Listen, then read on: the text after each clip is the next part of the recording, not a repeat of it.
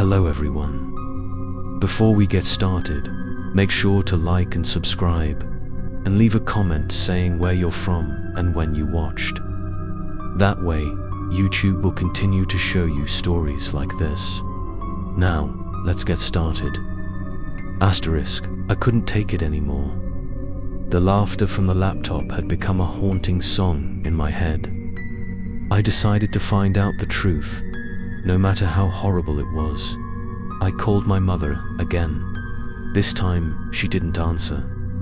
I was so restless that I decided to take the night bus back home immediately. The long road, each lamppost shining on the car window, reflecting my face and his face, alternately appearing like a sick joke. I had to reassure myself. I have to ask. I have to know what he is. When I got back to the old house, my mother sat quietly in the living room, her hands tightly clasping an old photo. She looked at me, her eyes red. The air was thick and heavy. I pressed on. "Mum, did I once have a twin brother?" She didn't say anything. Tears welled up, rolling down her wrinkled face. She nodded shakily. I was speechless. "They never told me about this in my whole life," she said in a choked voice.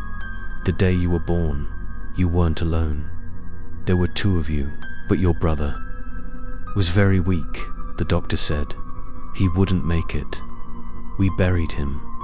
There was only a small box, no picture, no name. Your father didn't want anyone to mention it," he said. "That would be fine." I felt a chill down my spine. A child forgotten, erased from the family's memory. But if he was dead, then why did I see him in every picture, in the mirror, in the dark? My mother squeezed my hand, whispering, "But after the burial, I saw his shadow many times. He stood in the corner of the house. He sat right next to your crib. I thought I was delusional, until your father died in the accident. The room was dead silent. Only the ticking of the clock remained."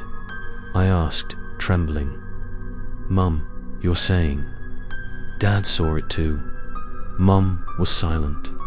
Her eyes wandered somewhere, as if recalling a terrible memory. Then she burst into tears.